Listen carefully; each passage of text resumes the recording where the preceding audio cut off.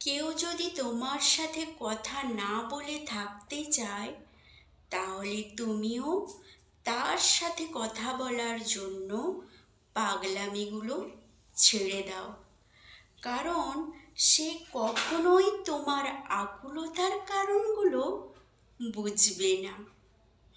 বারবার তোমার মূল্য তাকে বুঝিও না।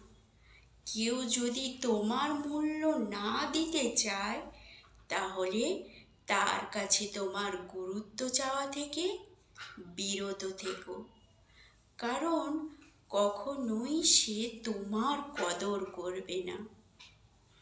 মোট কথা, জীবনে যে তোমাকে চায় তাকে আঁকড়ে ধরে রাখো, আর যে তোমাকে ছেড়ে ভালো থাকতে চায় তাকে ভালো থাকতে দাও।